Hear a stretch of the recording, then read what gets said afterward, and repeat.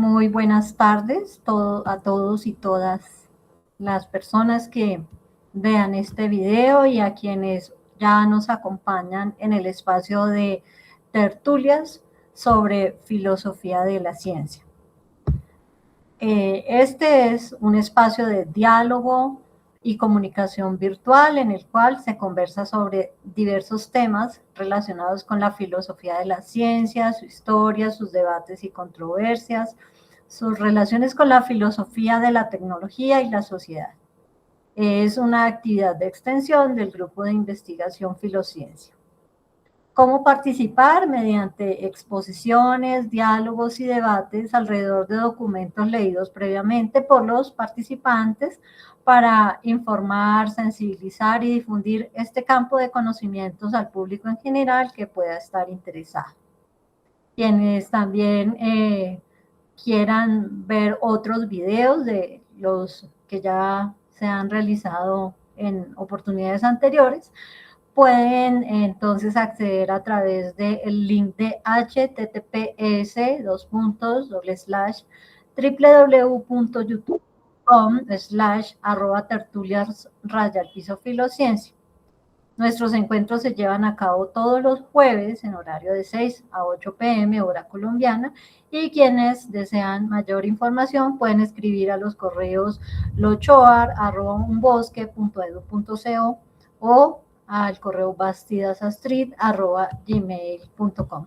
Sean bienvenidos, sean bienvenidas al espacio que hoy tenemos a disposición, y el tema con el cual entonces vamos a disertar en esta ocasión está relacionado con un documento escrito por Luis Francisco titulado Ontología histórica de la práctica científica, el Umwelt extendido como matriz del mundo fenoménico, una epistemología material, histórica y teológica para la filosofía de la ciencia.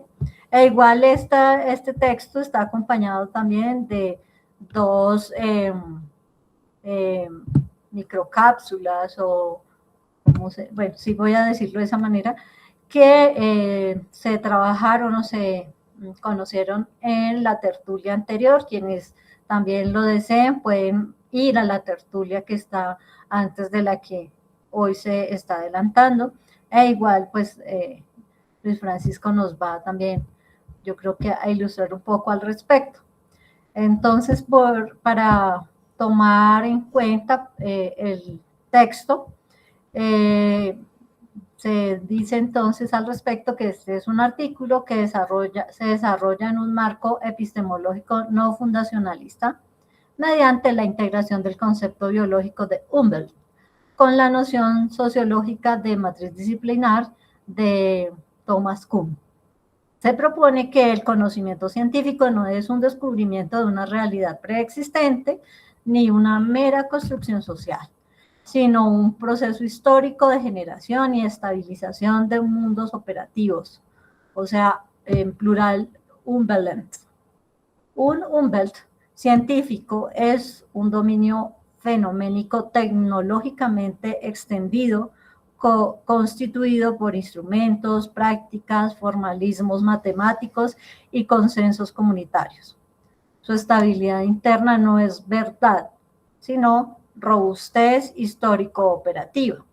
Esto pues se desarrollará más específicamente en el argumento que nos plantea Luis Francisco, y tiene que ver con un estado de máxima coherencia interna y capacidad de intervención confiable dentro de un contexto histórico específico. Las revoluciones científicas se analizan no como simples cambios de paradigma, sino como transiciones entre Umwelt inconmensurables, donde el mundo accesible mismo se reconfigura. El caso de la materia oscura se examina como un de frontera del Umwelt cosmológico actual que actúa como un sustituto ontológico provisional. La perspectiva resultante prescinde de las nociones metafísicas de verdad última o representación redefine la objetividad como robustez intersubjetiva material y esboza una ética de exploración humilde y audaz. La ciencia, en este sentido, pues lo que es una reinterpretación o la ciencia se reinterpreta, así como una conversación material abierta con un fondo de lo real inagotable, un perpetuo hacer mundos en el borde de lo inaccesible. Para quienes quieran buscar en la web este texto, lo pueden buscar por palabras claves como Humbert científico, ontología histórica, robustez histórico-operativa, matriz disciplinar, revolución como cambio de Humbert, materia oscura como síntoma límite, epistemología material, filosofía de la ciencia ateleológica. Así que cedo la palabra al colega Luis Francisco y también voy ya a dar paso pues a aquellos que están pidiendo acceso. Gracias por estar pendientes. Entonces tienes la palabra. Muchas gracias, mi querida Astrid. Un saludo para todas las personas, los colegas, las colegas que se están uniendo a esta emisión de las tertulias sobre filosofía de la ciencia. Bien, quiero, antes de iniciar con el tema, señalar lo siguiente, tanto para ustedes, los presentes, como para quienes vayan a posteriormente observar la grabación. Una de las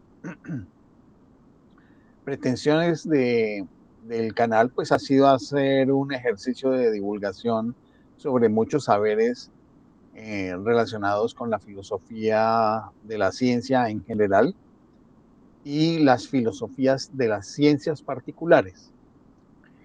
Es bien sabido que estos campos del conocimiento en conjunto realmente son marginales con respecto a la popularidad que pudieran tener a nivel académico en todo el mundo. No son muchas las personas en distintas partes del mundo quienes se dedican a esta actividad acerca de la reflexión sobre el conocimiento científico y tecnológico, sobre el conocimiento tecnocientífico en las últimas décadas, habida cuenta que este tipo de saber pues recoge mucho de los dilemas, debates, exploraciones de los aspectos más intrincados con los cuales la conciencia humana ha intentado establecer en su relación con el mundo y sobre cómo en esa relación con el mundo intenta construir un conocimiento que le permite interactuar. Y entonces es comprensible, perdón, que en ese contexto y con esas características sea un conocimiento que exige mucho del discernimiento, del conocimiento, de la capacidad o habilidad comprensiva humana, de la rigurosidad lógica, de la utilización de la lógica junto con el lenguaje para la argumentación, indudablemente la fundamentación matemática, que desafortunadamente pues aquí no somos la mayoría especialistas, pero que nos acercamos en la medida en que podemos filosóficamente para entender ciertos elementos de la matemática del mundo. Y por ello hago este discernimiento en este instante a ustedes, habida cuenta de que el texto que vamos a presentar ahora, el resultado de mi primer trabajo correspondiente al año 2026, pues tiene unos niveles de exigencia de ese corte. Por eso es que a los miembros de la tertulia, a los cuales habitualmente yo les envío los documentos, les envié 2 videos que tratan sobre el mismo tema que construí con inteligencia artificial, tratando de sintetizar el contenido del material. Entonces, lo que vamos a hacer ahora es ya entrar en detalles. Se supone que ustedes pudieron leer el documento y vieron los videos, entonces tienen una idea de qué se trata este trabajo. Habiendo hecho esta explicación, entonces, y teniendo en cuenta el panorama que planteó Astrid, vamos a iniciar con un elemento introductorio que está relacionado con el más allá del concepto de verdad y el concepto de representación. Vamos a ver el aspecto de la ciencia como generadora de mundos. Y cuando hablamos de mundos, estamos hablando de formas interpretativas de aquello que llamamos realidad. El primer elemento sería el dilema epistemológico contemporáneo, o sea, un debate acerca de cómo construimos el conocimiento que tenemos actualmente, que apunta hacia la efectividad de la ciencia frente también a su carácter histórico y a la característica que hemos encontrado tienen las teorías de distintos tiempos, y es que es imposible hacerle comparación entre ellas, habida cuenta de que son inconmensurables entre sí, porque se habla desde ángulos totalmente distintos en momentos del tiempo distintos también. Entonces podemos decir que la filosofía de la ciencia del siglo XXI continúa gravitando en torno a una tensión fundamental. De una parte, la impresionante efectividad de la ciencia para predecir fenómenos y facilitar intervenciones tecnológicas sugiere que sus teorías capturan aspectos genuinos de aquello que llamamos realidad, de ese mundo que percibimos en nuestro vivir. Por otro lado, la historia de la ciencia revela una sucesión de marcos teóricos radicalmente diferentes, a menudo incomparables entre sí, cuyas ontologías fundamentales han sido sistemáticamente desplazadas. Esto tomando las ideas de Thomas Kuhn en su obra Estructura de las Revoluciones Científicas. En este sentido, pues, es el legado de lo que hemos denominado a lo largo del tiempo por parte de los filósofos de la ciencia como el pesimismo metainductivo, que consiste en que si las teorías exitosas del pasado resultaron ser falsas en sus compromisos ontológicos profundos, existen razones para sospechar que las teorías actuales podrían correr la misma suerte que han corrido las teorías del pasado. Este dilema ha polarizado el debate epistemológico entre, de una parte, diversas formas de realismo, que es una corriente de filosofía general, pero también de filosofía de la ciencia, que considera que el mundo es una realidad independiente de la conciencia humana. Las diversas formas de realismo que buscan salvar algún núcleo de verdad perdurable. Es decir, que si consideramos que el mundo es algo que existe allí, fuera de nuestra conciencia, es posible que podamos acercarnos y decir algo que sea verdadero y que esa verdad sea para siempre. Pero por el otro lado también tenemos posiciones que son de carácter constructivista o de carácter relativista, que enfatizan la naturaleza social e histórica que es contingente al conocimiento científico. Eso es lo que vamos a estar examinando. Este segundo grupo de concepciones, constructivistas o relativistas, fueron consideradas por muchos autores, pero en especial por Paul Feyerabend, un filósofo austriaco, en una obra del año 1975 que está relacionado con los problemas del método y los problemas de la fiabilidad de la ciencia.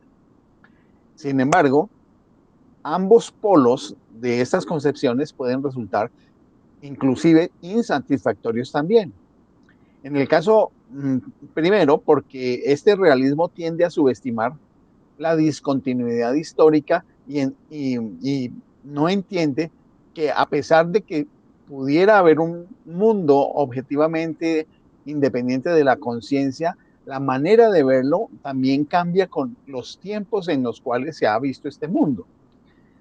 Mientras que en las posiciones constructivistas y relativistas puede verse también desafiado por la robustez material y la capacidad de intervención de la práctica científica. Cuando me refiero a la robustez material, estoy hablando la capacidad que tenemos de observar en tiempos más contemporáneos, mucho más potente que las que teníamos hace 50, 100 años o 200 años. Y por supuesto, tenemos mayor infraestructura para poder intervenir sobre el mundo, lo cual hace que nuestra práctica científica sea más sofisticada y ello influye necesariamente en la manera como producimos teorías científicas. Un segundo aspecto que estaríamos planteando aquí en esta introducción es examinar la propuesta central que quiero dar a conocer. Es el interés de superar los marcos del realismo y por supuesto del constructivismo puros. Estas dos grandes tendencias mediante el concepto, un concepto que serviría como fiel de la balanza, que sería el Umwelt científico e histórico. La ciencia no descubre ni construye, que serían las dos posiciones que acabo de describir de manera general.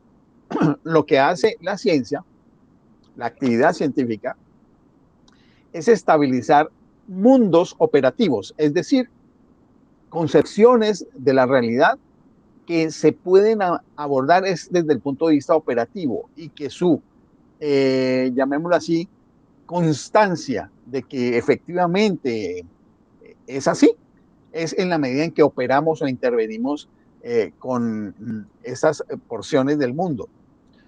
¿Y eso se hace a cómo? ¿Se hace de qué manera? Pues a través de la práctica científica. Algunos dirían que tiene algunos matices de tipo pragmático. Yo diría que sí, que podría tener algunos elementos de tipo pragmático, pero también de tipo histórico, porque no va a ser de la misma manera en todos los tiempos. Esta exposición, pues, entonces propone una vía para trascender esta dicotomía estéril mediante un giro pragmático y material radical. En lugar de preguntar si la ciencia descubre una verdad preexistente, como es lo que nos enseñaron en la escuela y en la universidad, o construye meras representaciones sociales, como es lo que en muchas universidades actualmente se enseña, se argumenta que la actividad científica es fundamentalmente una práctica de generación y estabilización de mundos operativos en la medida en que tenemos unos dispositivos tanto metodológicos como conceptuales con los cuales podemos hacer investigación científica. Para ello, pues se recupera y se expande el concepto biológico del Umwelt, que significa mundo circundante, que fue desarrollado por el biólogo y filósofo alemán de principios del siglo XX, Jakob von Uskul, para describir el mundo perceptivo y efectivo específico de un organismo determinado por sus receptores y efectores. Por supuesto, no es que vayamos a tomar el concepto biológico de Umwelt para esto, sino que hacemos una transformación conceptual para pasarlo a un elemento epistemológico que ya más adelante vamos a trabajar. Este concepto se aplica aquí a la empresa científica colectiva e histórica. Entonces no estamos hablando de un Umwelt como de un organismo individualizado o de una especie. Un Umwelt científico, que es al que nos estamos refiriendo, es el entorno fenoménico y significativo que una comunidad armada con una constelación específica tanto de instrumentos, técnicas, conceptos y valores logra hacer operativo en un momento histórico dado su capacidad de producir ciencia. Observen que esto se parecería un poco al concepto de paradigma que posteriormente Thomas Kuhn llamó matriz disciplinar. En este marco, los fenómenos científicos no son descubrimientos de una realidad velada ni de invenciones arbitrarias. Ninguno de los dos elementos que actualmente vemos que siguen habiendo en el trabajo de los científicos, que se refiere al realismo y al constructivismo, sino que son logros de estabilización a través de la interacción material repetida y consensuada por grupos humanos que hacen actividad científica, pero centrados en la práctica científica con las herramientas que tenemos en un momento histórico dado, que es, por ejemplo, en este caso, el presente, pero que esto aplica a lo que sucedió en el pasado. Esta perspectiva se alinea con una filosofía pragmatista renovada que evalúa el conocimiento por su capacidad para habilitar acciones y resolver problemas en un contexto dado, sin comprometerse con una metafísica realista fuerte. Recordemos que la metafísica lo que intenta hacer es plantear de que existe un mundo que es permanente y es un mundo que es estático y por lo tanto podemos abordarlo y conocer sus leyes generales y por lo tanto podemos descubrir la verdad de ese mundo. Por supuesto, estamos distantes de ese concepto, estoy distante de este concepto. La ciencia, por lo tanto, no se acerca de manera asintótica, como sería una curva en un cuadro cartesiano, hacia la verdad, que se vaya acercando hacia la verdad, como era, por ejemplo, en un momento determinado del pensamiento de Popper y de otros realistas científicos del siglo XX, sino que elabora históricamente mundos habitables y manipulables desde el punto de vista de la práctica científica. Cuando hablo de mundos habitables, no estoy hablando de planetas, estoy hablando de concepciones de realidad del mundo que se está investigando y que pueden ser operables, se puede interactuar con ellos. Aquí quiero decir que subrepticiamente también hay algunos elementos de un filósofo de la ciencia que aquí no he, en el artículo no lo nombré, pero debo hacer honor a él, que ha influido en mi pensamiento, que es Ian Hacking, porque él habla de una también ontología y epistemología histórica y habla acerca de la construcción de objetos de conocimiento de acuerdo con las infraestructuras que históricamente tiene la práctica científica en las distintas sociedades. Miremos el mapa del argumento que estoy planteando. Para desarrollar esta propuesta, se procederá en varios pasos. En primer lugar, se integrará críticamente el concepto del Umwelt con la noción kuhniana de matriz disciplinar, que es la forma final como Thomas Kuhn asumió lo que inicialmente llamó paradigma, pero que tuvo muchas críticas porque tenía cerca de 20, 22 acepciones diferentes en su primera publicación de 1962. Y una filósofa de la ciencia de apellido Masterman le hizo la crítica y entonces él después desarrolló hacia 1970 el concepto de matriz disciplinar. Entonces, la noción kuhniana de matriz disciplinar, argumentando que esta última constituye el núcleo sociocognitivo y normativo que organiza la actividad dentro de un Umwelt científico tecnológicamente constituido. Y se habla tecnológicamente constituido porque es que hoy por hoy la práctica científica no se hace sin una infraestructura tecnológica. Ya como lo hemos explicado en otras ocasiones acerca de la relación entre ciencia y tecnología en los términos de tecnociencia. En segundo lugar, se redefinirá la objetividad científica no como una correspondencia con los hechos brutos como el realismo siempre defendió. Lo vamos a denominar robustez histórica operativa. Robustez histórica operativa. O sea que es una fortaleza de la operación científica en momentos históricos específicos.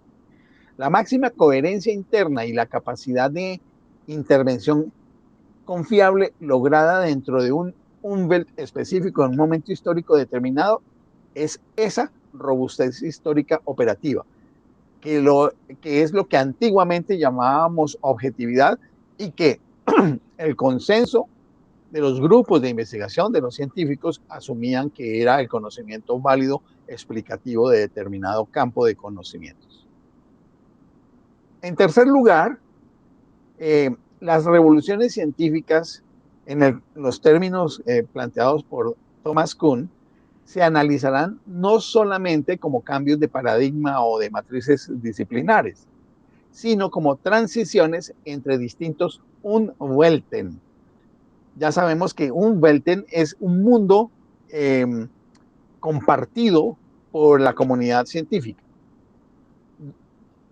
En los términos de hablar pues, acerca del Umwelten científico, donde lo que cambia es el mundo fenoménico al que la comunidad tiene acceso y sobre el cual pues esta comunidad actúa. Y finalmente, dentro de este camino argumental, este marco se pondrá a prueba mediante el análisis del estatus de la materia y la energía oscuras en la cosmología contemporánea. Esto ya lo he trabajado en otro artículo que hice en el mes de noviembre, pero desde otra perspectiva en la llamada teoría de la conciencia oceánica. Por supuesto, este artículo no tiene ninguna relación directa con ese otro, sino que he querido explorar formas de explicación de tipo epistemológico y ontológico de la ciencia diferentes, haciendo ensayos exigentes desde el punto de vista filosófico. Y muy bien, entonces, estos elementos no se interpretarán como objetos por descubrir. Estoy hablando de la materia y la energía oscura, que ya saben ustedes, y si no lo saben, constituyen el 95% de lo que se supone es la totalidad de lo existente, y de lo cual solamente el 5% conocemos a través de la astronomía, astrofísica y cosmología. Estamos hablando de los sistemas de galaxias, con las teorías del Big Bang, todas las teorías alrededor de cómo se expande el universo, cómo es la teoría de la gravitación universal relacionada con la teoría de la relatividad, algunos elementos de teoría cuántica que intervienen para explicar también la naturaleza y estructura de la materia y energía en el mundo conocido. Eso solamente estamos hablando del 5%, el resto se desconoce, pero más tarde ahí les voy a explicar cómo es que se supone que existe una materia y una energía oscuras.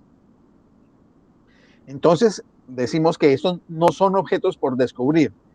Estamos en este momento, los vemos como unos síntomas en los límites constitutivos del Umwelt científico actual, como hipótesis que nos ayuda a poder explicar lo que sí conocemos, que es el 5%, que son indicadores de una fricción entre el mundo operativo estabilizado actual de conocimientos y aquello que aún resiste esa estabilización, llamémoslo así, aquello que desconocemos.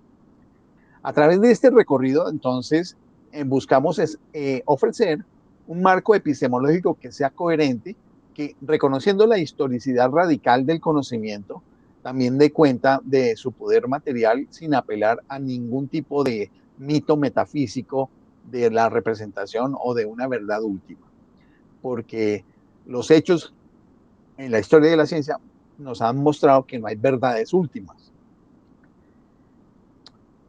Miremos entonces algunos elementos teóricos ya en detalle para poder entender esto lo mejor posible. Entonces, miremos qué es el Umwelt científico y su núcleo matricial. El Umwelt de Jakob von Uskoll, vamos a explicarlo para ver cómo es que transitamos desde la biología a la epistemología material. El punto de partida conceptual de este análisis se encuentra en la obra del biólogo Jakob von Uskoll, como les dije, quien propuso que un organismo no percibe un entorno objetivo neutro, sino que habita un Umwelt, es decir, un mundo circundante único y subjetivo para su propia naturaleza orgánica, de acuerdo con su constitución biológica.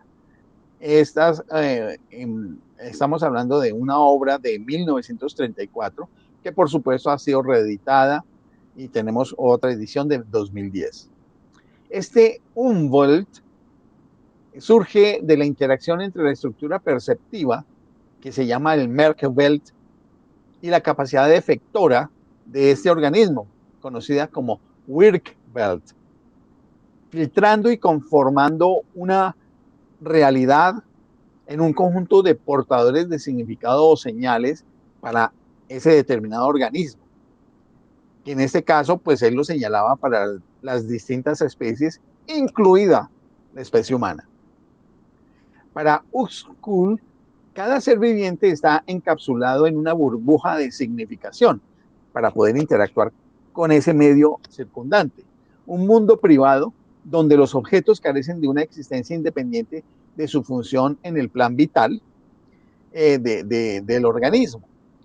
La traslación de este concepto, que es el concepto biológico, al colectivo científico implica reconocer que la comunidad investigadora no accede a una naturaleza en sí, sino que como un organismo colectivo, que es el colectivo científico, configura un mundo operativo, o sea, un mundo de interacción en la investigación científica a partir de sus capacidades de detección y manipulación.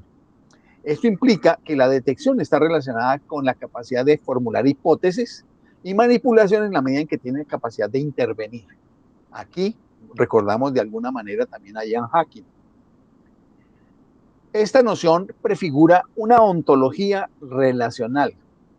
Entonces ya no es una ontología de objetos, sino una ontología de relaciones, de interacciones, donde la realidad no se da como una sustancia, como un objeto, sino como un conjunto de significaciones que se pueden detectar de manera práctica.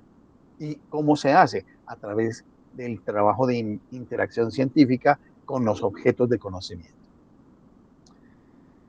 Ahora examinemos la ampliación tecnológica y fenomenológica.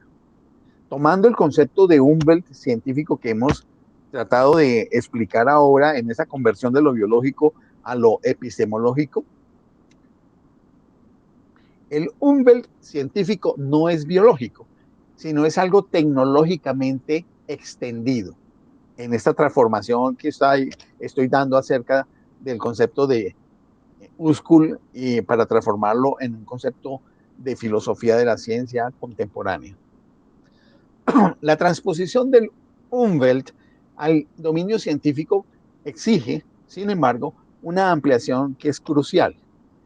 El aparato sensor y motor de la ciencia no es el cuerpo humano en su estado natural, como se concebiría en la concepción biológica, sino un complejo sistema sociotécnico extendido. Y aquí podríamos hablar acerca de lo que es la comunidad científica y de lo que es el componente de la tecnociencia, que es ese conjunto de elementos donde hay organizaciones, hay personas, no solamente los científicos, sino todo el personal administrativo, analista, la parte eh, jurídica, la parte administrativa, todas las infraestructuras de carácter tecnológico, aparatos, instrumentos de medición, aparatos e instrumentos de intervención. Entonces, los instrumentos, desde el microscopio hasta los detectores de partículas, los algoritmos de simulación computacional, las formulaciones matemáticas, funcionan como una prótesis de carácter sensorial, cognitiva y efectiva que reconfiguran radicalmente el horizonte de lo fenoménico. Tal como lo plantea Reigenberger en 2021 y que se relaciona con algo que propuse en el 2022 con el concepto de tecnociencia, ampliando los conceptos que había hecho Bruno Latour y que había hecho bueno, también Javier Echeverría Esponda en su momento. Esta extensión tecnológica no es pasiva, crea activamente nuevas categorías de fenómenos. Entonces, con ello queremos decir es que hoy no podemos decir que la investigación científica es simplemente el trabajo de unos especialistas en unos laboratorios o en unos trabajos de campo específicos. Estamos hablando de toda una estructura eh, sociotécnica, socioeconómica y sociopolítica que hace que haya unas hipótesis, que haya unas formas de intervención, que hace que todo eso configure ese Umwelt o dominio científico. Ahora bien, esta extensión tecnológica no es pasiva, crea activamente nuevas categorías de fenómenos. Un radiotelescopio, por ejemplo, no solo observa mejor, sino que literalmente hace audible un rango de señales que no existían como un dato en el Umwelt humano natural. El Umwelt científico es, por lo tanto, un mundo tecnológicamente mediado, donde la noción de fenómeno no se refiere a una experiencia cruda, en los términos clásicos kantianos, por ejemplo, sino en una manifestación estabilizada en y a través de aparatos de medición e intervención bajo una matriz disciplinar, entiéndase paradigma, por unas teorías que se tienen en un momento determinado formulados por la comunidad científica. Esta perspectiva corrobora una intuición fenomenológica, que consiste pues que el mundo se revela siempre como un correlato de nuestras capacidades de acceso y de modificación con lo que hemos construido. Y esto ya lo había anticipado en su momento en Ser y Tiempo Heidegger, que son capacidades que en la ciencia moderna están constitutivamente mediados por artefactos. Ahora miremos la integración de este proceso que estamos haciendo argumentalmente, la integración crítica con Kuhn. El Umwelt como un sustrato de la matriz disciplinar en momentos históricos específicos. Para comprender la dinámica interna de este Umwelt extendido que acabo de explicar, es necesario articularlo con el concepto más consolidado de la matriz disciplinar de Thomas Kuhn. La matriz está compuesta por generalizaciones simbólicas, compromisos metafísicos, valores compartidos y fundamentalmente por ejemplares o soluciones modelo, todas de carácter teórico. Provee el marco sociocognitivo que organiza la práctica científica. Pero aquí debo hacer una digresión. Eso es lo que originalmente Thomas Kuhn plantea como matriz disciplinar. En el caso que yo estoy proponiendo acá, vamos a olvidarnos de una metafísica eterna, una metafísica de tipo realista permanente, para hablar de una metafísica de carácter histórico. Por eso es que hablamos de ontología histórica y una ontología histórica de tipo relacional. Siguiendo con la exposición, esto que estamos describiendo de la matriz disciplinar es el sistema de las reglas implícitas, los problemas legítimos y las soluciones canónicas que por manual se estructuran para el trabajo de una comunidad de especialistas en un campo específico de las ciencias. A pesar de ello, desde la perspectiva que aquí estamos defendiendo, la matriz disciplinar no opera en el vacío, sino que se despliega dentro de un Umwelt tecnológicamente constituido, como ya lo hemos explicado. Mientras Kuhn enfatizaba la dimensión conceptual y comunitaria de los paradigmas o matrices disciplinares, la noción del Umwelt científico que defiendo acá aporta la dimensión material y fenomenológica que está ausente en la teoría kuhniana. La matriz provee el lenguaje y los criterios de evaluación. El Umwelt provee el mundo de los objetos y relaciones de la infraestructura tecnológica, de la infraestructura tecnocientífica sobre los cuales ese lenguaje habla y esos criterios se aplican. Para los que me conocen ya de un tiempo acá, se darán cuenta que hay una evolución en mi pensamiento en la medida en que he venido construyendo conceptos como la tecnociencia geoestratégica, las relaciones de la tecnociencia geoestratégica con los avances científicos y las relaciones geopolíticas del mundo. Y ahora trabajando en este elemento más de análisis interno de la ontología y la epistemología de las ciencias, se dan cuenta cómo voy integrando conceptos que he ido construyendo a lo largo del tiempo.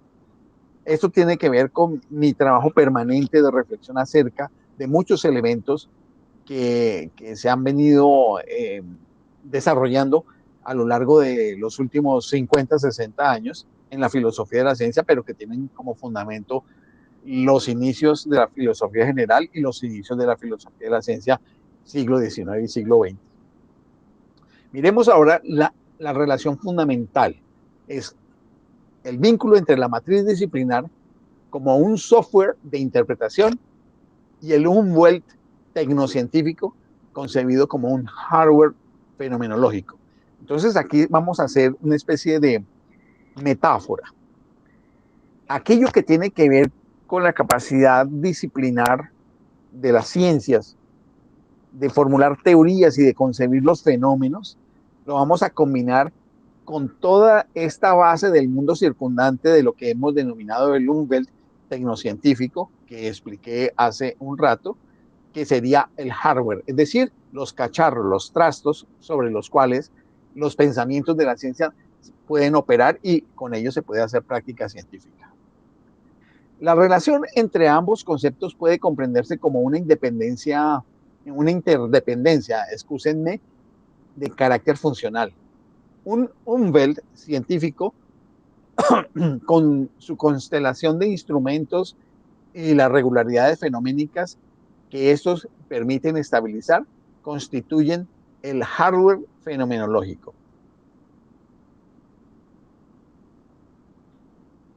O sea, el aparato a través del cual se puede operar.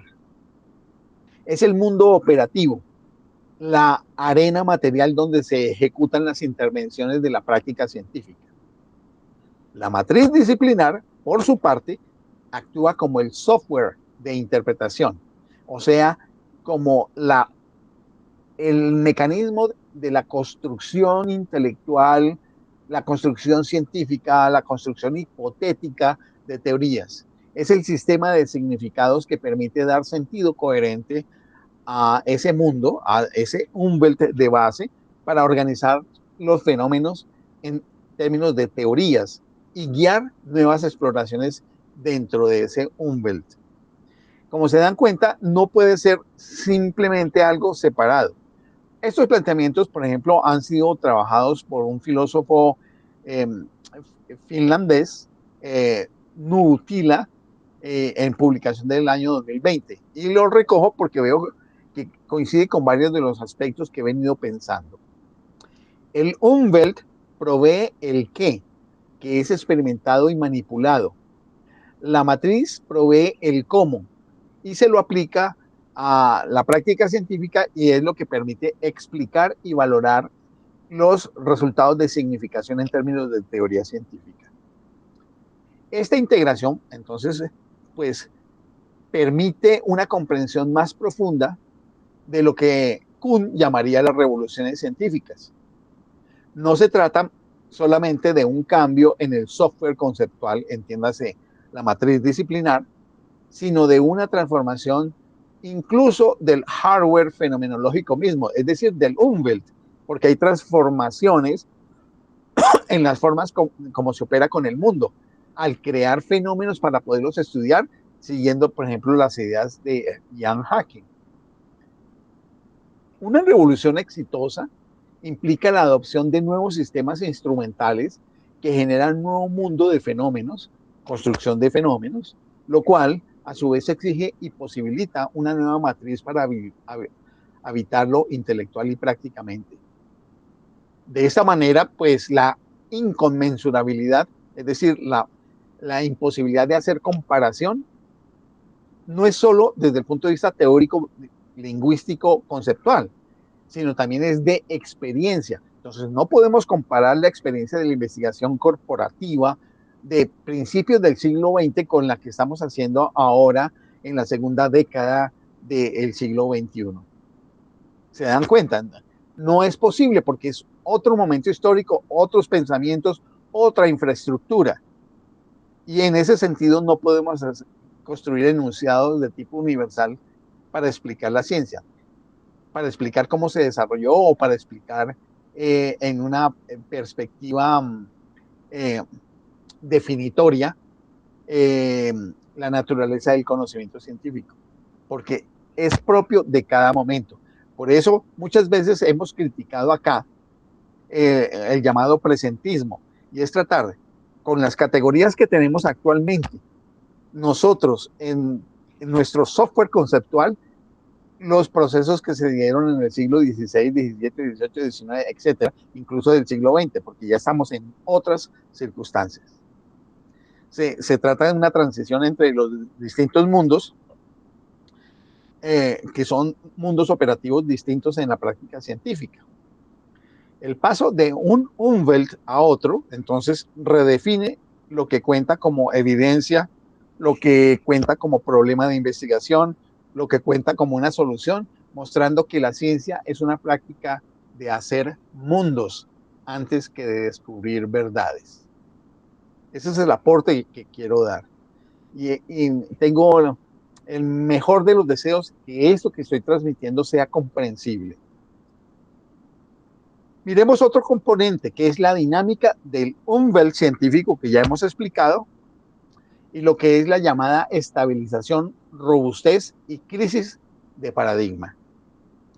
Miremos la primera parte, que es la génesis y la consolidación, que es el logro de la robustez histórico-operativa, que en el realismo llamarían la objetividad. El Umwelt científico no emerge plenamente formado, sino que se constituye a través de un proceso prolongado y dialéctico de estabilización material y conceptual, como hemos venido explicando. Este proceso se caracteriza por la puesta en marcha de un circuito de retroalimentación operativa. Y observen, lo fundamental aquí es la retroalimentación operativa, es decir, la práctica científica, que vincula de manera coherente y dinámica elementos de tipo formal, entiéndase teórico, y los que son de tipo material, entiéndase operativos de la investigación. La génesis de un Umwelt científico puede iniciarse desde los distintos puntos de este circuito. Algunos casos podemos tener que el desarrollo autónomo de la investigación matemática genera estructuras formales y modelos abstractos que actúan como plantillas conceptuales, que de hecho alguna vez estuvimos trabajando hace unos meses acerca de las plantillas en el campo de la investigación, las cuales motivan el diseño y la fabricación de nuevos artefactos e intervenciones instrumentales destinadas a buscar su realización fenoménica. Nos podemos encontrar que, por ejemplo, se generan unos modelos matemáticos y que esos modelos matemáticos requieren para poder dar explicación acerca de un determinado fenómeno. Y aquí estamos hablando de un fenómeno ya sea físico, sea social, sea económico. Necesitamos unas maneras de poner en funcionamiento en términos operativos de ese modelo matemático.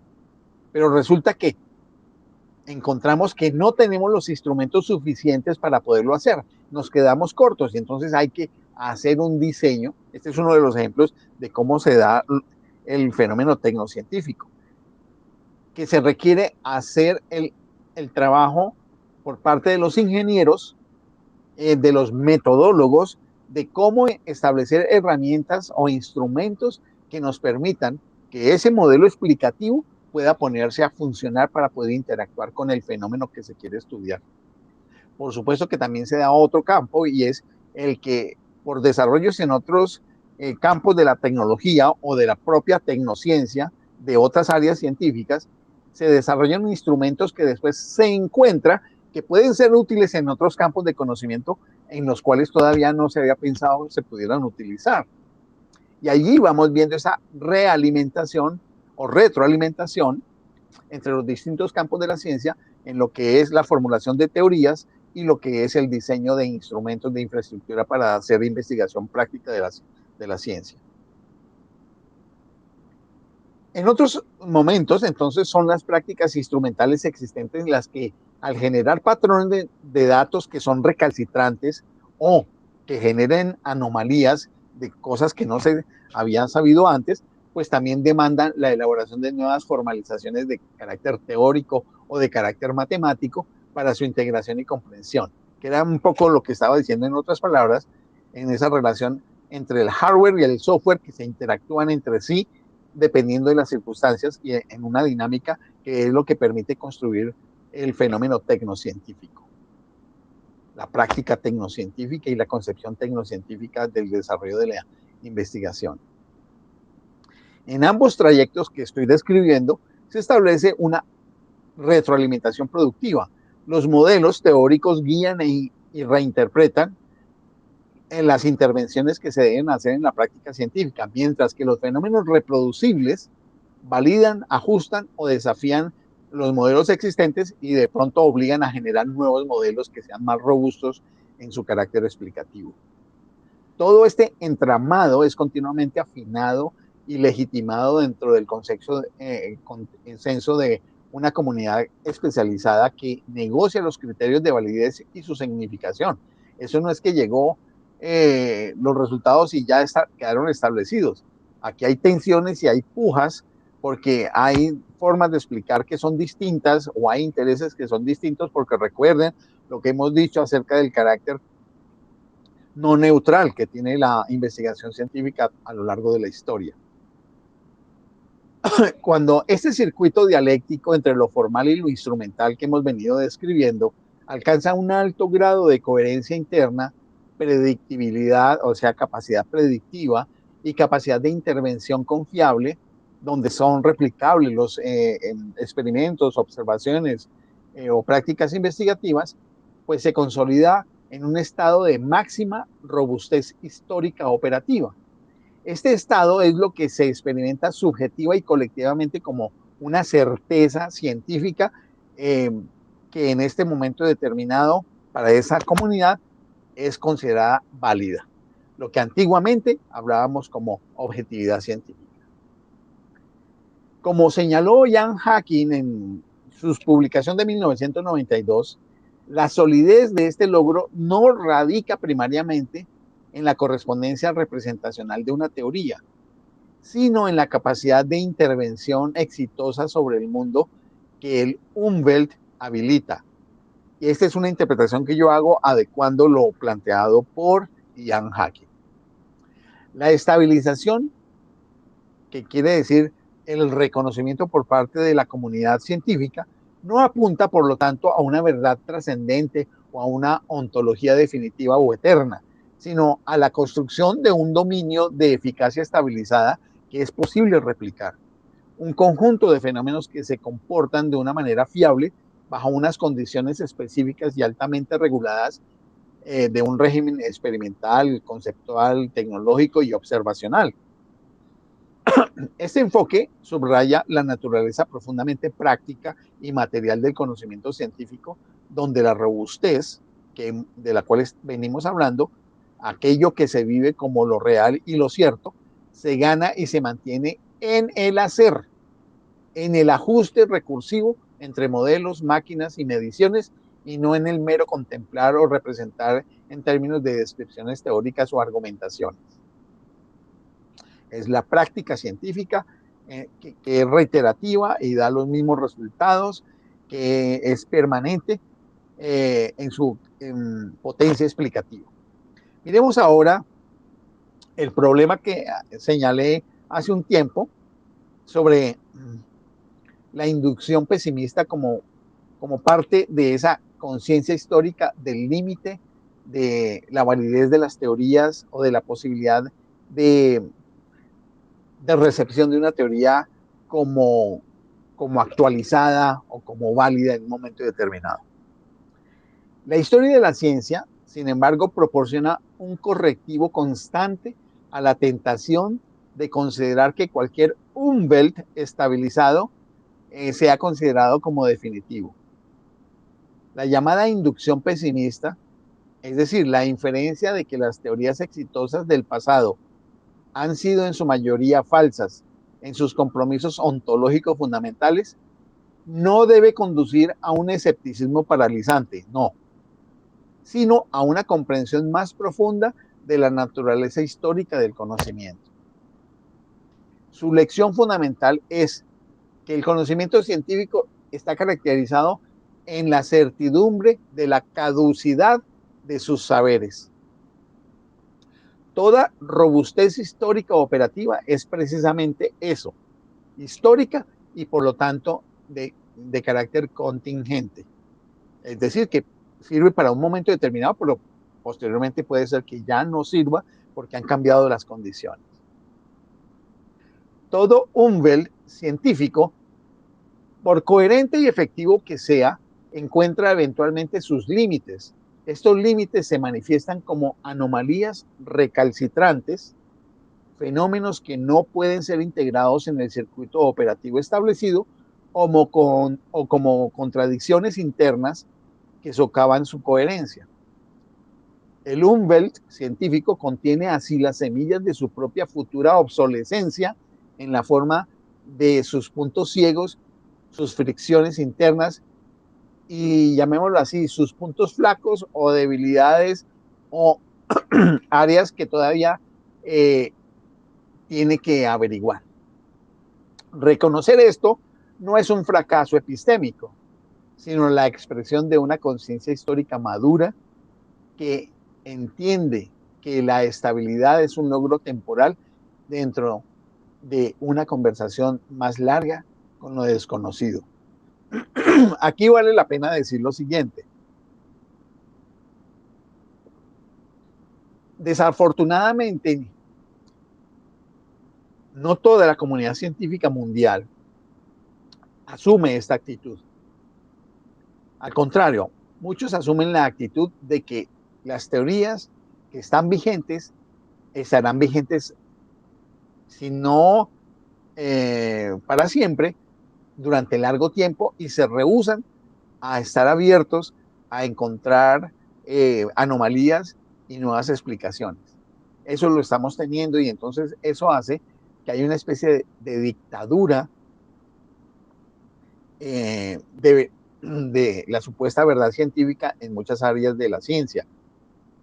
Y eso tiene que ver con algo que Thomas Kuhn en su momento explicaba acerca de quienes defienden un paradigma y que un paradigma o matriz disciplinar no fenece, no muere hasta que el último de sus representantes fallece. Pero algo que se recomienda tanto para los científicos como para los filósofos de la ciencia es tener una actitud abierta y ver la posibilidad de siempre pueda haber cambios en el carácter explicativo de los saberes de las distintas áreas científicas y de los distintos dominios del conocimiento. Miremos ahora la persistencia estructural histórica. Vamos a hacerlo desde una lectura no realista. Un fenómeno que parece desafiar esta caducidad es la aparente persistencia de ciertas estructuras matemáticas a través de las revoluciones científicas. Por ejemplo, las ecuaciones en física de Maxwell, por ejemplo, sobrevivieron intactas al abandono del éter luminífero. El realismo estructural óntico interpreta esto como una evidencia de que las estructuras relacionales capturadas por los matemáticos y las matemáticas en sí constituyen la realidad última. Y esto lo defienden muchos matemáticos. Pero miren, a pesar de ello, desde la perspectiva del Umwelt histórico, es posible ofrecer una interpretación alternativa de carácter no realista. Miremos esto con atención. Estas estructuras matemáticas no son realidades eternas y desconectadas, sino que son artefactos de alta resiliencia, es decir, que son bastante resistentes, profundamente incrustados en la práctica científica. Su persistencia se explica porque están ancladas simultáneamente en la matriz cognitiva, como formalismos poderosos y ejemplares pedagógicos fundamentales en el proceso explicativo de un determinado fenómeno. Y de manera crucial también en la infraestructura tecnológica del Umwelt, que se traduce también entonces en todos los dispositivos que se utilizan para la práctica científica. Pero vamos de a poco. Los dispositivos de telecomunicación, la óptica aplicada y toda una civilización tecnológica dependen operativamente de las relaciones descritas por estas ecuaciones, las de Maxwell. Su persistencia, su resiliencia que hemos dicho, es por tanto un dato histórico de extraordinaria estabilidad práctica, pero no es una necesidad metafísica. Y aquí es la variación para no defender una metafísica eh, eh, fuera de la historia. Se trata de la supervivencia de una herramienta matemático-operativa excepcionalmente útil que ha logrado ser traducida y recontextualizada dentro de nuevos marcos ontológicos históricamente dados, que son nuevos, no de la revelación de un estrato inmutable de la realidad. Esta lectura subraya que incluso lo que parece más permanente en la ciencia es parte de su devenir histórico, sujeto en principio a una futura reconfiguración si el Umwelt que lo sustenta se transforma de manera suficientemente radical. Y aquí tengo que explicar. Las ecuaciones de Maxwell en su formulación matemática permanecieron, pero, por ejemplo, la explicación del éter luminífero se eliminó de la física. O sea que con lo que estaba originalmente asociada ya no existe. Existe el formalismo matemático, pero que hoy tiene otro tipo de aplicación y explicación.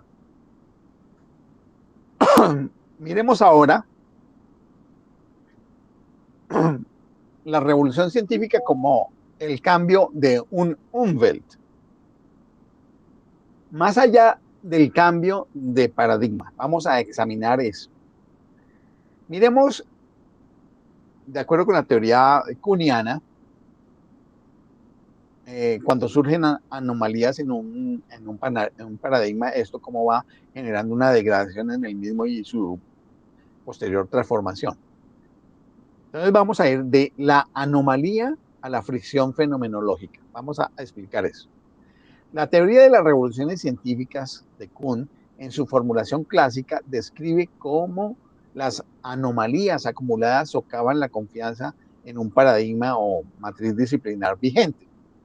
Sin embargo, desde la perspectiva del Umwelt científico, la crisis revolucionaria de la ciencia no se inicia únicamente como un problema de carácter teórico interno, sino como una fricción fenoménica en los límites del mundo operativo, es decir, en los términos de la práctica científica, que empiezan a haber cierto tipo de problemas que no se ajustan a lo que podría encontrarse de manera teórica en la explicación de un fenómeno, sino que empiezan a aparecer esas anomalías en la propia práctica científica. Se trata de una disrupción, una ruptura en la experiencia práctica misma, fenómenos que se resisten a la estabilización a pesar de los mejores esfuerzos instrumentales, de las mejores mediciones que sistemáticamente se intenten hacer, pero que se desvían de las trayectorias esperadas, o intervenciones tecnológicas que fallan de formas inexplicables dentro del marco de referencia que se dispone en un momento determinado. Esta fricción indica que el circuito de retroalimentación operativa entre la parte teórica conceptual con la parte de la práctica científica que caracteriza el Umwelt está encontrando una resistencia que es irreductible.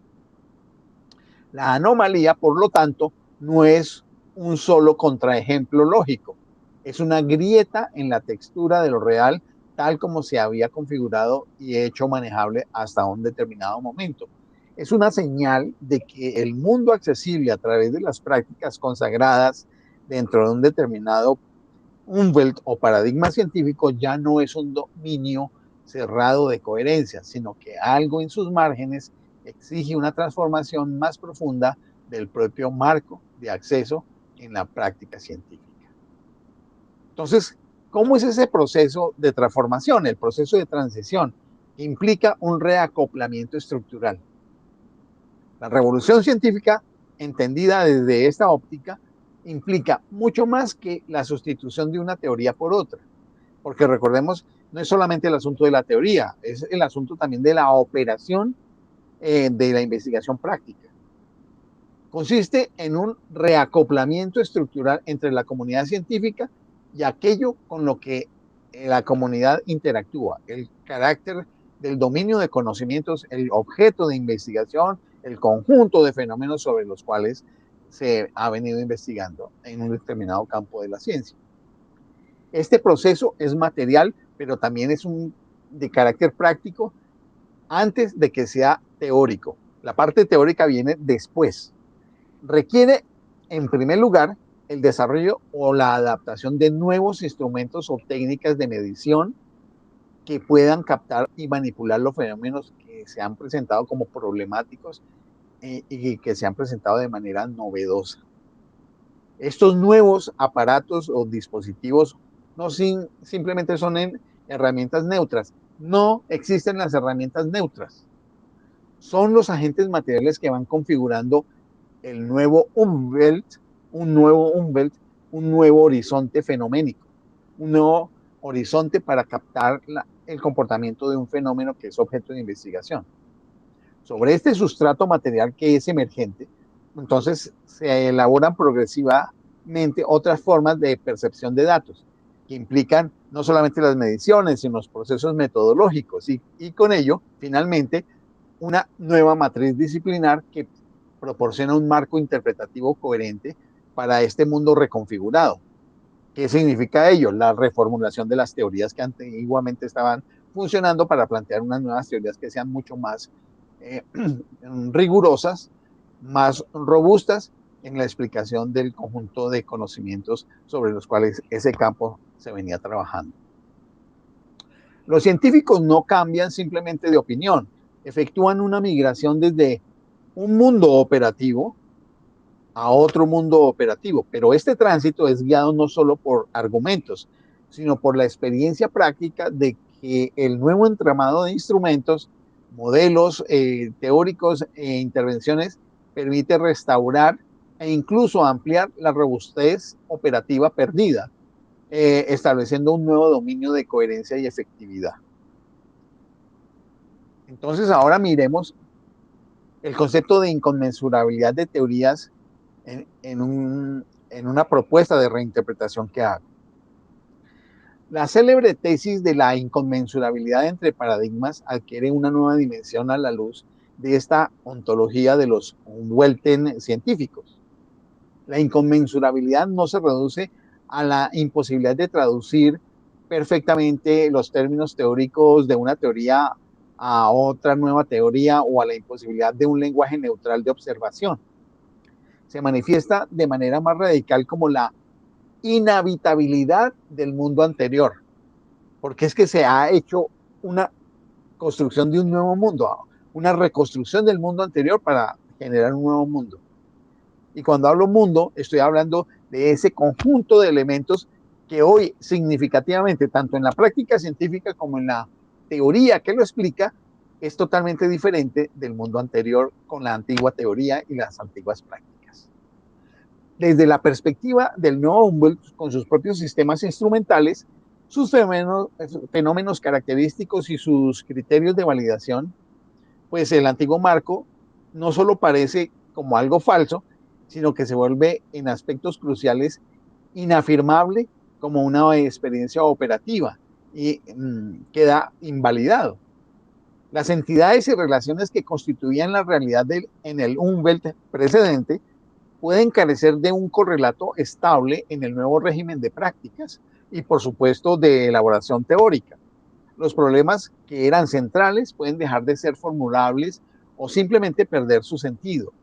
La comunicación entre los científicos de distintos Welten se ve así dificultada no solo por el desacuerdo conceptual que va a aparecer, sino por el hecho de que habitan indudablemente mundos de interpretación distintos, constituidos a partir de diferentes constelaciones de prácticas materiales y de significados. La inconmensurabilidad, por lo tanto, es una barrera fenoménica y pragmática que refleja la profundidad de la transformación. Son mundos diferentes. No es un cambio de mapa sobre un mismo territorio, sino la creación de un nuevo territorio con sus propias leyes de navegación y su propio mapa.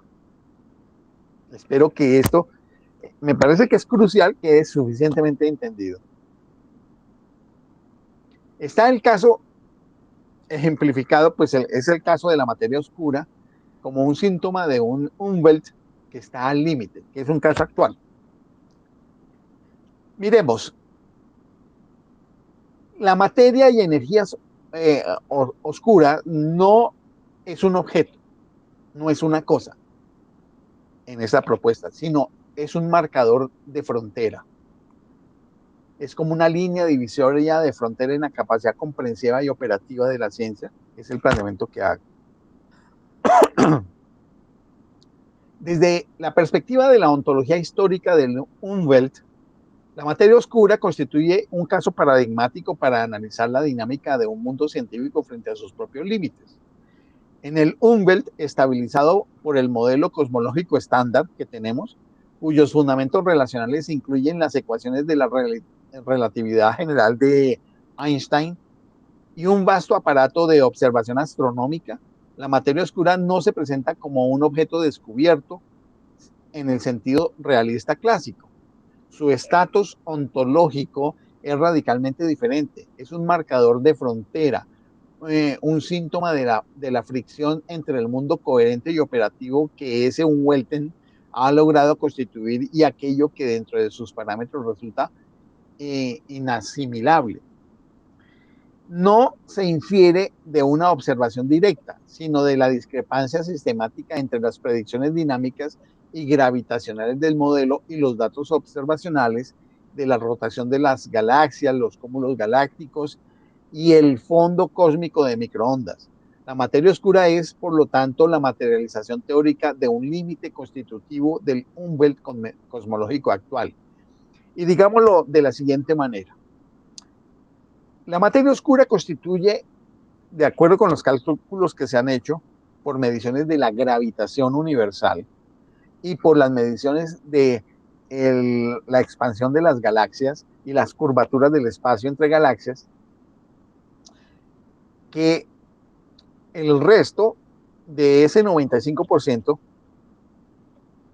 que sería, si no estoy mal, el 62%, correspondería a la energía oscura. Pero esos datos surgen de lo que sí es conocido. ¿Qué es conocido? Es conocido el proceso de expansión del universo con la velocidad de expansión de las galaxias, la curvatura del espacio-tiempo y los cálculos que se han hecho de los campos gravitatorios a nivel cosmológico. Eso es lo que ha permitido suponer que hay algo más que ha generado, por un lado, la expansión, que sería la energía oscura, y por el otro lado, la manera como está constituido el sistema de la gravitación cosmológica actual, que sería una supuesta materia oscura que tiene una masa y que genera unos campos gravitacionales que no son detectables, pero que por las mediciones del universo conocido se supone que existe una materia oscura. Es básicamente eso. Miremos el caso, que ahí no estamos hablando de objetos, sino de unos supuestos de una teoría adicional ad hoc que permite explicar el modelo actual de carácter cosmológico. Miremos la función epistémica y el sustituto ontológico provisional para el caso de la materia y energía oscura. La función epistémica primordial de la materia y de la energía oscura, vale decirlo, no lo digo en el artículo, pero vale decirlo, dentro de este Umwelt es actuar como un sustituto ontológico provisional. La postulación cumple el rol crucial de preservar la robustez histórica operativa del modelo estándar frente a los datos anómalos. Entonces, si hay datos anómalos, se los vamos a achacar a la energía y a la materia oscura. Al introducir un componente masivo que no interactúa electromagnéticamente, el núcleo teórico y matemático del modelo, especialmente las ecuaciones de campo de Einstein, se mantiene intacto y la coherencia interna del esquema explicativo se rescata. Este es, llamémoslo así, el precio cognitivo y ontológico que paga la comunidad científica para mantener la eficacia predictiva y la integridad de su marco de trabajo ante las evidencias que de otro modo lo harían colapsar. Eso es lo que está sucediendo actualmente y por eso es que tenemos esas hipótesis de la materia y de la energía oscura frente a las anomalías que se puedan encontrar a veces en las mediciones. La materia oscura funciona así como un componente ad hoc, lo mismo la energía oscura como un componente ad hoc, como hipótesis ad hoc, no como una explicación derivada de los primeros principios, sino como un recurso para salvar los fenómenos y sostener la capacidad de intervención predictiva del Umwelt establecido actualmente en el modelo estándar de explicación cosmológica que tenemos actualmente. Su realidad es, en este estadio, pues la realidad de un artefacto teórico necesario para la autoconservación del marco explicativo de lo que sí podemos conocer. Miremos algo de los futuros posibles. La materia y la energía oscura como catalizadores de un nuevo Umwelt. El futuro de este concepto está intrínsecamente ligado a la posible evolución de un Umwelt cosmológico.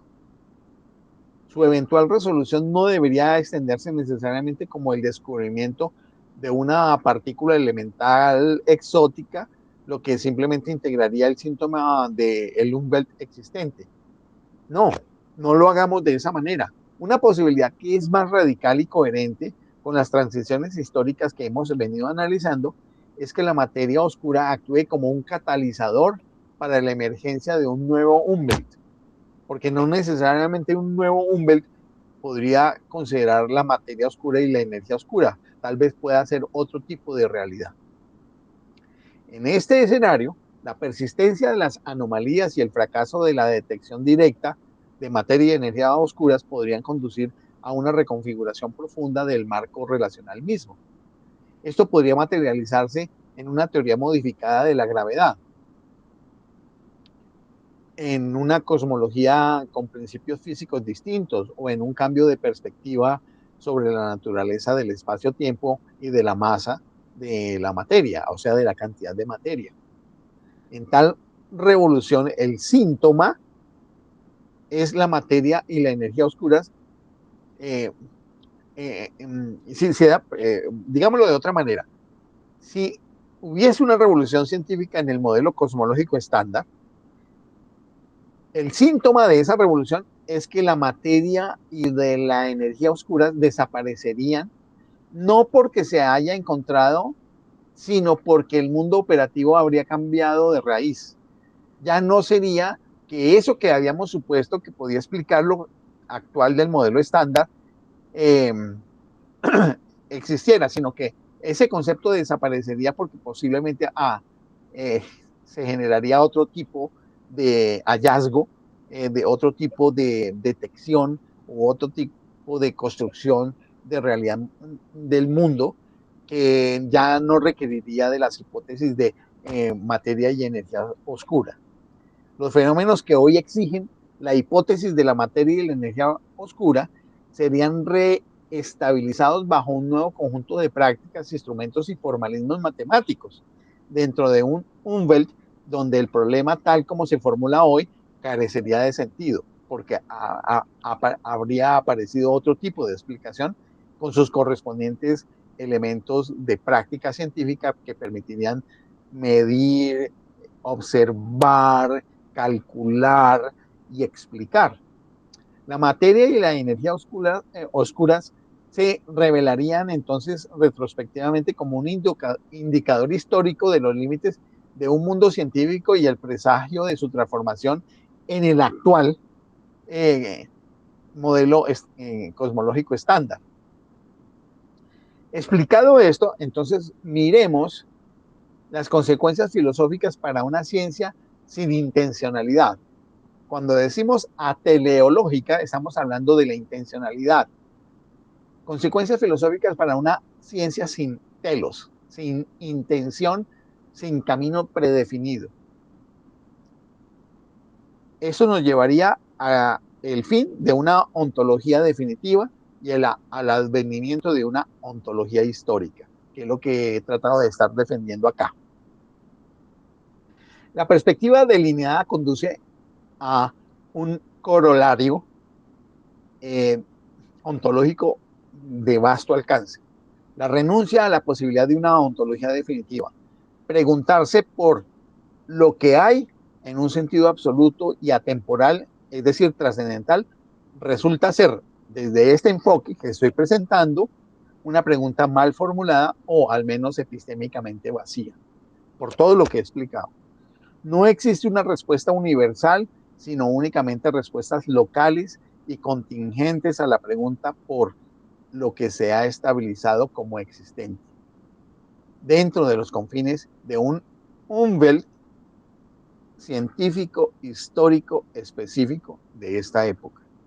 Categorías filosóficas fundamentales como la sustancia, materia, proceso o incluso el concepto de relación no son descubrimientos de la estructura última del mundo, sino que son herramientas conceptuales que adquieren su significado operativo y su poder explicativo dentro de un determinado campo de prácticas o marco de prácticas y de acceso fenoménico en la interacción con el mundo.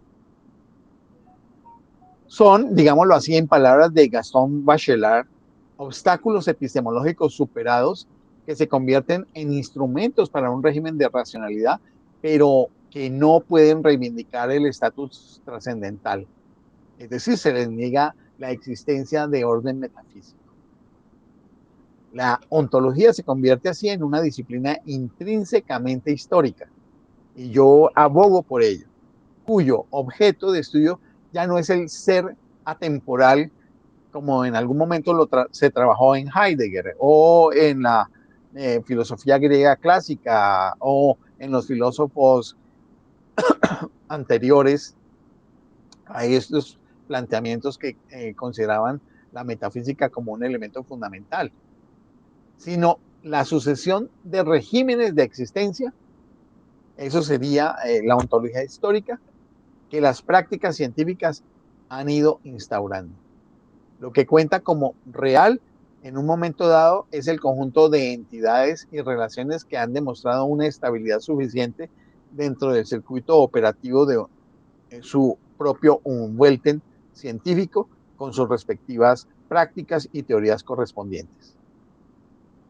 Miremos entonces el concepto de objetividad como robustez intersubjetiva y material. Esta disolución de la metafísica clásica obliga a una redefinición igualmente radical del concepto de objetividad científica. La objetividad ya no puede fundarse en la correspondencia con una realidad independiente de la conciencia, pues dicha realidad no solo se nos presenta ya mediada por un Umwelt históricamente determinado, como lo hemos venido argumentando. En su lugar, la objetividad debe comprenderse como la propiedad emergente de aquellos fenómenos y modelos que han alcanzado una estabilidad máxima dentro de las prácticas materiales y consensuales en la comunidad científica de un determinado Umwelt científico. Se trata de una robustez intersubjetiva y material. ¿Y por qué decimos intersubjetiva? Porque estamos hablando de comunidades que dialogan entre sí y tienen ese carácter de ponerse de acuerdo, pero no solamente porque se pusieron de acuerdo a través del lenguaje de la teoría, sino porque desde el punto de vista material, es decir, de las prácticas científicas, los resultados les permiten ponerse de acuerdo. Es intersubjetiva porque requiere y se consolida a través del acuerdo comunitario, el cual no es meramente conversacional, sino que ha sido forjado en el laboratorio, en el campo de trabajo, en la observación experimental y en la confrontación repetida con los resultados experimentales. Es material porque está anclada en la resistencia y la reproducibilidad de los fenómenos, en la capacidad de los aparatos para generar regularidades que se imponen a la voluntad individual del investigador. Como lo señaló el médico y filósofo francés de mediados del siglo XX, Canguilhem, lo patológico no se define por un desvío de la norma ideal, sino por la experiencia de una dificultad vital. Análogamente, lo objetivo en la ciencia surge de la capacidad de un fenómeno para imponerse como una resistencia productiva a nuestras intervenciones, una resistencia que a su vez es negociada y estabilizada de manera colectiva. La objetividad es, por tanto, un logro de carácter práctico y no un dato metafísico.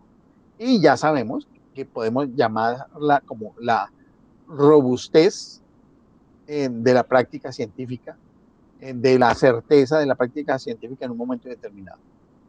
Miremos esto a la luz de una ética para la exploración con una actitud humilde, pero también audaz. Esta visión de la ciencia sin un telos o finalidad trascendente, sin un destino de verdad hacia el cual avanzar, no conduce al relativismo, ni al nihilismo, ni al escepticismo, sino que funda una ética peculiar para la investigación. Fomenta una actitud de apertura radical, de que podemos siempre estar conociendo, combinada con una profunda responsabilidad. La apertura radical nace del reconocimiento de que toda la certeza es un logro que es frágil, es local y es esencialmente reformable. No podemos considerarnos dioses del saber. Ningún Umwelt científico es el último. Esto exige una humildad epistemológica constante. Y esto aplica perfectamente a nuestra disposición personal en nuestros saberes que vamos adquiriendo a lo largo de la vida. Nunca creer que nos las sabemos todas y que ya tenemos el conocimiento único y definitivo. Una disposición a considerar que nuestros marcos más sólidos pueden estar revelando en sus límites los contornos de un mundo por venir que sea de mayor capacidad explicativa, de mayor robustez operativa, de mayor capacidad de explicación. Ahora bien, la responsabilidad por su parte emerge de la comprensión de que la ciencia es una práctica de generación de mundos, es producir mundos, es decir, capacidad de generar formas de comprender los fenómenos del mundo cada vez más robustos, pero sin tender a explicar qué es un acercamiento a la verdad, sino que siempre estaremos explicando y que esto es un camino que no terminaremos de realizar, parece ser por nuestra naturaleza, nunca. Al estabilizar ciertos fenómenos e invisibilizar otros, al habilitar ciertas intervenciones y bloquear alternativas, la actividad científica participa activamente en la configuración de lo real. Esta capacidad de hacer mundo, de construir comprensiones, conlleva a una obligación ética y también política, especialmente en una era de crisis planetaria donde las consecuencias de nuestras acciones científico-tecnológicas son globales e irreversibles. En este marco, el progreso científico deja de ser una noción lineal de acercamiento a una meta, la verdad, para convertirse en la capacidad de responder de manera creativa y también responsable a las fricciones y límites de nuestros mundos actuales, generando nuevos Umwelten científicos que amplíen nuestra capacidad de acción y comprensión sin la ilusión de haber alcanzado un punto final. Es la ética de un viajero que construye el camino al andar, consciente de que cada campamento es provisional y que la ruta que se está trazando en diálogo con el territorio nunca deja de capturar por completo la totalidad de lo existente. Teniendo en cuenta eso, pues hay unas conclusiones que no quiero mencionar, que ustedes seguramente las vieron. Más bien, he hecho la exposición general de la idea teórica y de la propuesta filosófico ontológica de epistemia, de lo epistemológico y lo ontológico, y los dejo a ustedes para sus comentarios en relación no solamente con la construcción del conocimiento científico, sino de su propia acción en sus campos disciplinares con respecto al conocimiento. Les agradezco mucho su atención y aquí termina mi presentación. Muchas gracias. Gracias, Francisco, muy amplia, muy interesante y además como muy en la perspectiva de las condiciones actuales que tiene las prácticas científicas en las cuales estamos hoy inmersos, sobre todo, por ejemplo, viéndolo en un sentido, digamos, cotidiano también, en la medida en que, por ejemplo, la automatización, la digitalización, los nuevos sistemas de la ejecución de las prácticas científicas, la visión misma de la que aquí se está planteando o cambio en la perspectiva de lo que antes se consideró como la objetividad científica y que aquí nos lo propones de una perspectiva diferente, ya que el foco se lleva a un eje diferente al que en la forma clásica se había obtenido, para que eso permita hacer que se lleven, por ejemplo, en algunos casos, procesos de rapidez, de consistencia y de trazabilidad para cumplir con también con regulaciones estrictas que hoy se ponen a estos sistemas científicos, a la obtención de nuevas metas y cambio de perspectiva en cuanto a los objetivos que se ha planteado la ciencia de manera tradicional, con lo cual se busca reducir la incidencia en situaciones que antes no se podían prevenir o prever. En fin, esto como que también nos ayuda a ver que las posibilidades son aún mucho más amplias, más, digamos, generosas en las alternativas que nos ofrecen estos caminos de la Humboldt. Esto como en una síntesis de lo que has planteado, tratando de acercarnos a unas posibles conclusiones de las cuales no son definitivas tampoco.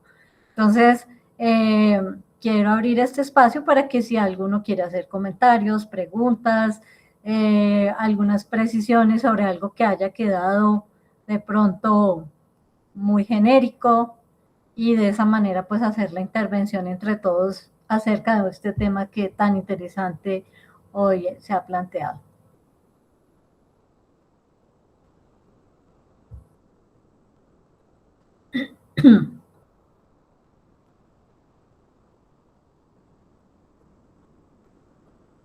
Recordar también que a los que quieran participar a través del chat, pues entonces pueden escribir ahí su comentario y lo leemos para la participación.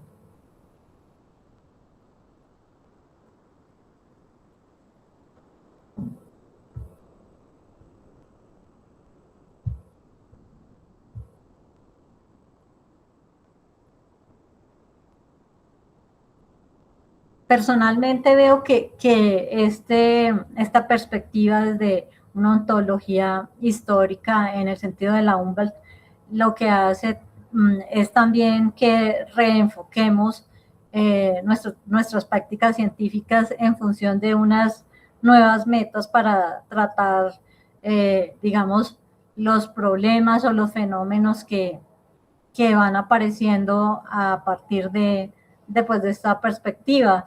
Y en eso también hace que lo que en un momento dado se consideraron principios o fundamentos sobre los cuales la ciencia se hizo sus búsquedas tengan también un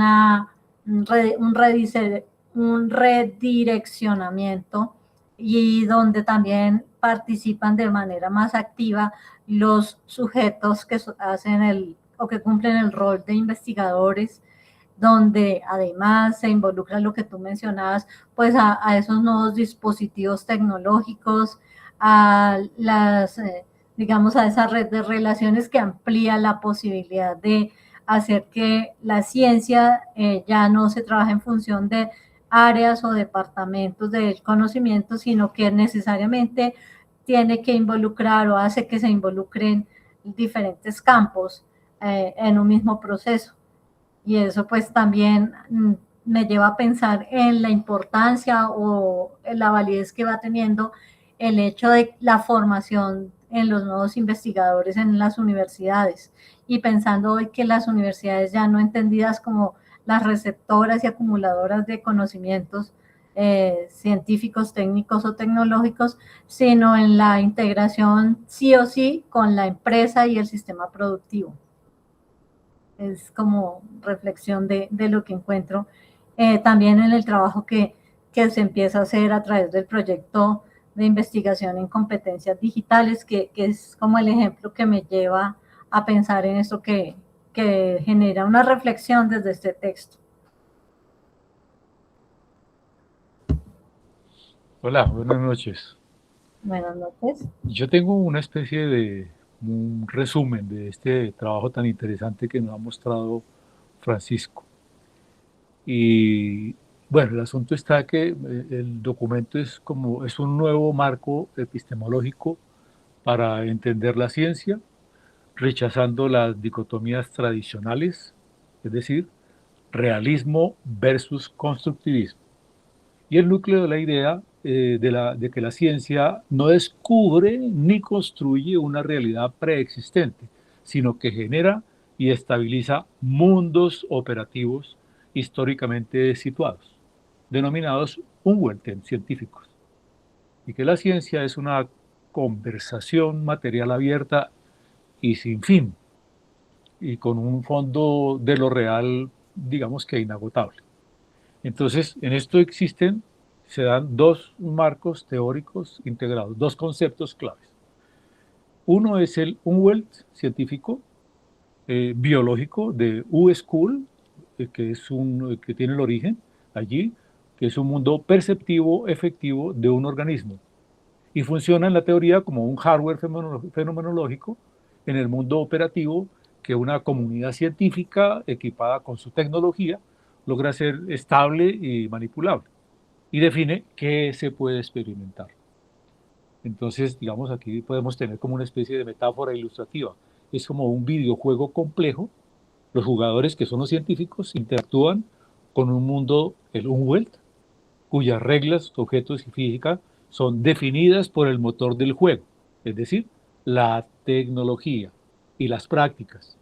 No es una realidad externa, sino un dominio coherente de la acción. Y está la matriz disciplinar, que es una sociología de la ciencia Kuhn, origen, digamos, de un conjunto de compromisos teóricos, valores y ejemplos que guían a una comunidad. Esto sería como el software de interpretación. Proporciona el marco conceptual para dar sentido coherente al Umwelt y define cómo se explica y valora lo experimentado.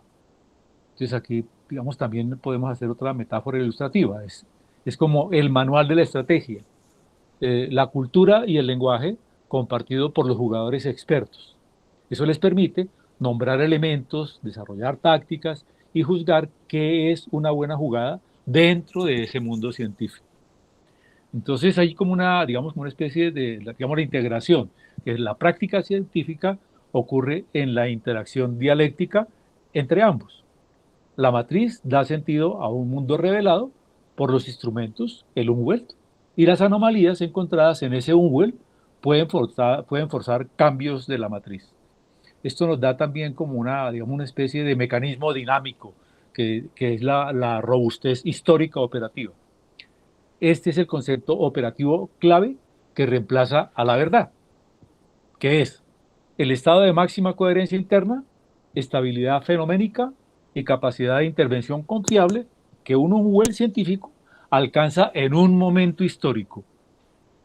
¿Cómo se logra? Mediante un circuito de retroalimentación que estabiliza instrumentos, que es la tecnología de observación e intervención, fenómenos, regularidad reproducibles, modelos o formalismos, que son estructuras matemáticas, teorías. El cuarto sería como un consenso comunitario, un acuerdo negociado y práctico. Esto implica la objetividad, se redefine como esta robustez intersubjetiva y material, y no es como una correspondencia con una realidad trascendente. Es un logro práctico, local y contingente. Y hay una reinterpretación de las revoluciones científicas, no solo en sus cambios de paradigma, o sea, en el software, sino transiciones entre un Unwelten, cambios de hardware fenomenológico. El origen de la crisis es una fricción fenoménica en los límites del Unwell actual, por ejemplo, anomalías que se resisten a la estabilización. ¿Qué más les digo yo? Bueno, espero como dar como un poquito de fuerza a toda esta complejidad que nos ha explicado Francisco.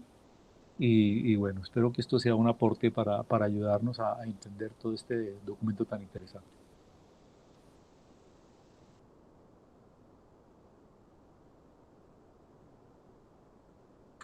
Bueno, con el permiso de Astrid, muchas gracias, Armando, por este apoyo de carácter explicativo sobre la naturaleza de la propuesta que he presentado. Quiero compartirles a ustedes y también a a los amigos, amigas que posteriormente observen este video,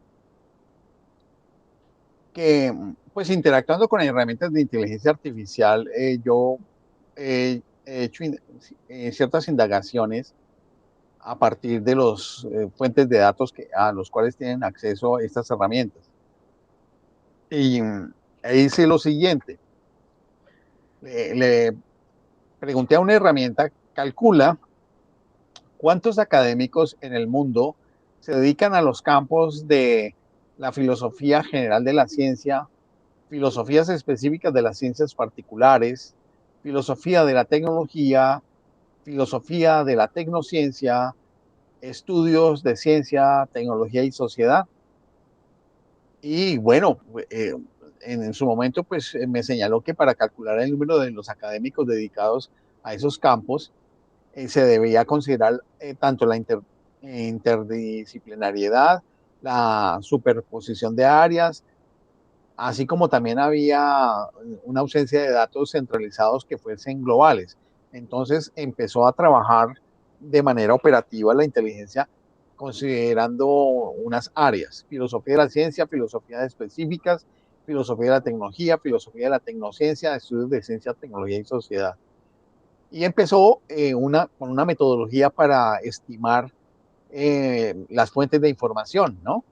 Fuentes principales, miembros de asociaciones internacionales clave, censo de profesores, investigadores en universidades y centros de distintas partes del mundo, una proyección estadística basada en las publicaciones y congresos en las revistas indexadas, unos datos de asociaciones y aproximaciones, por ejemplo, de una asociación de la cual yo hago parte, que es la Philosophy of Science Association de los Estados Unidos, de la Society for Philosophy of Science in Practice, que también hago parte de ello, de la European Philosophy of Science Association, y también de filosofías específicas como la International Society for the History, Philosophy and Social Studies of Biology, la Society for Social Studies of Science, la Society for Philosophy of Technology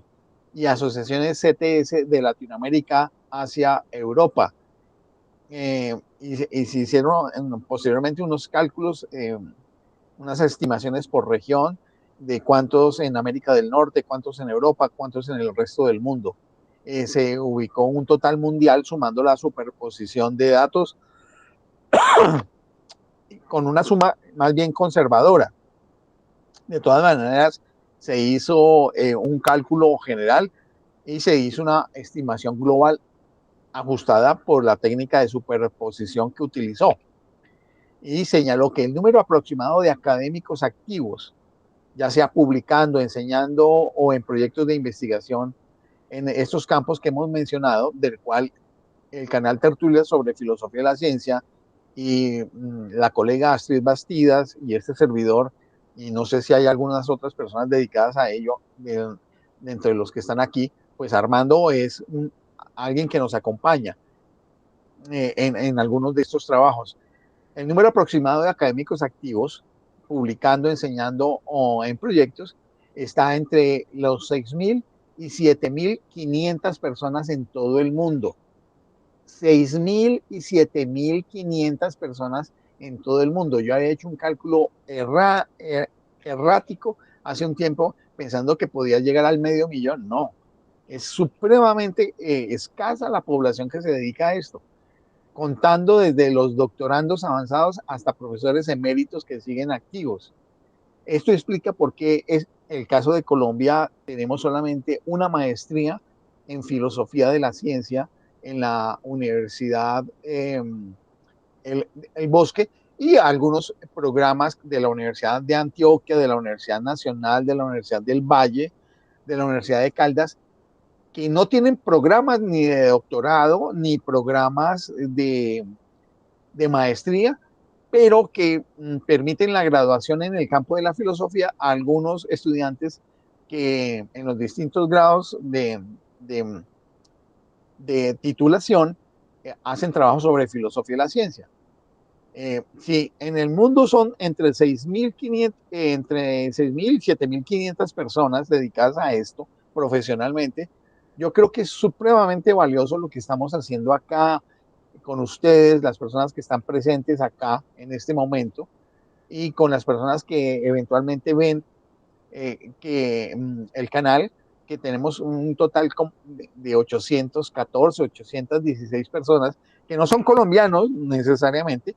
Hay gente de Colombia, pero hay gente de otras partes del mundo que ven estos videos. Algunos de ellos ya hemos hecho alguna publicación en alemán, no porque yo sepa alemán, sino porque me ayudaron a hacer un video en alemán y por supuesto en inglés, que tenemos algunas cosas, incluidas publicaciones que permiten que haya alguna difusión y quien, como les estaba mostrando aquí en la imagen compartida, el canal tiene más de 250 videos que permiten perfectamente, si se ven estos videos, que la gente entre en un proceso de comprensión de nivel, pues no voy a decir de doctorado, pero sí de nivel de maestría en filosofía de la ciencia, por todos los temas que hemos venido recorriendo a lo largo de estos 5 años y medio.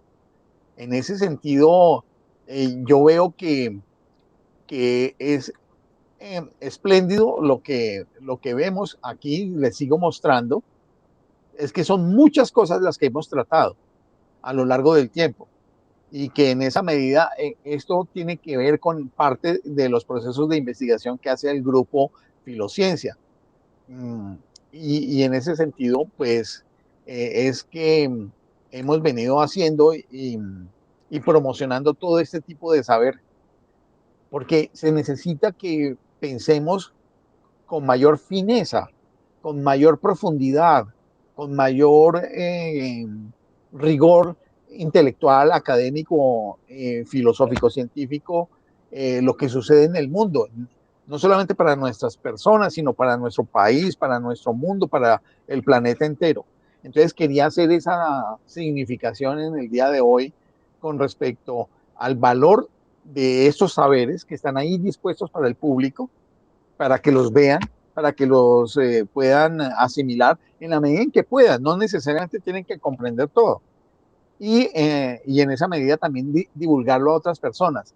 Pues nuestro interés no es ser youtubers, de ser famosos y de tener millones de... No, porque sabemos que esta es una actividad marginal académicamente hablando, pero pueden haber personas que se interesen por esto, estudiantes del campo de la filosofía, en los campos de la ciencia, que puedan encontrar útiles algunos de estos videos. Yo creo que hay muchos videos que pueden ser supremamente útiles para los campos de las ciencias físico-naturales, para la ciencia de la lógica, algunas cosas de matemática, aunque no somos especialistas en matemática, pero en lógica y matemática sí. Y por supuesto, en el campo de las ciencias humanas y sociales. Entonces quería hacer ese énfasis, agradeciendo su amable atención y diciéndoles, mire, esto está abierto para muchas personas. Y lo que se me estaba ocurriendo así para una próxima oportunidad es intentar hacer la tertulia y, sabes, hacerlo en el modo de, ¿cómo se llama esto? De una presentación en vivo. No sé si se puede hacer a través del sistema que utilizas por YouTube, presentación en vivo.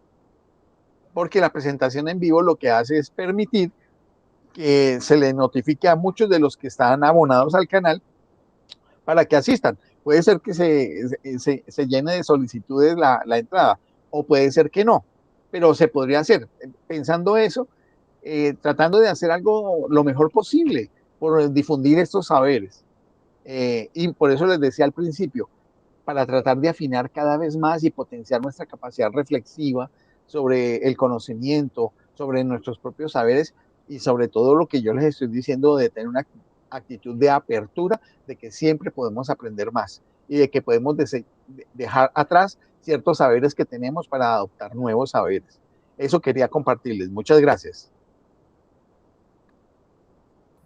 Gracias, Armando, por tus aportes. Gracias, Francisco, por estas ideas que estás planteando. E igual, quienes están asistiendo, sé que varios de ustedes son docentes en universidades, en el SENA, y que también se animen a invitar a los estudiantes que ustedes consideran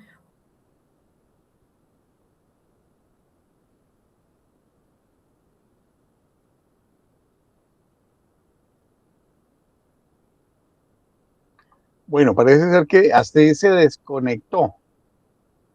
Se desconectó y se supone que es la que está grabando.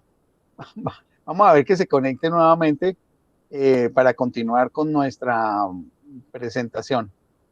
De todas maneras, pues no sé si alguien quiera señalar algo, ya no solamente sobre los contenidos de la presentación, sino sobre algunos otros aspectos. Me disculpan, hubo algo en el sistema que me sacó. Aquí estoy de nuevo. Muy bien. Listo. Ahí te estaba haciendo el reemplazo, pero sigue por favor en tu intervención. Gracias. Revisa si estás grabando. Porque parece ser que no, me da la impresión. No, hasta detuvo la grabación. De pronto puedo hacer algo de la programación. Ya. Pero yo creo que mejor si lo dejamos ahí para no tener cortes, ¿o qué? Pues bueno, si les parece bien, si no hay ninguna otra intervención, pues yo les agradezco mucho y de mi parte. Sí, era más, perdón, animarles a que invitaran a sus estudiantes, a sus colegas, porque yo en lo que conozco, pues varias de las personas que estamos aquí somos educadores, docentes universitarios, y eso podría también animar a otras a participar. Eso era. Gracias. A todos, muchas gracias también, muy amables. Bueno, muchas gracias Francisco, Astrid, a todos. Un abrazo. Suerte. Gracias. Muchas gracias, que tengan buena noche. Gracias. Gracias, Francisco, gracias a todos. Con mucho gusto, gracias.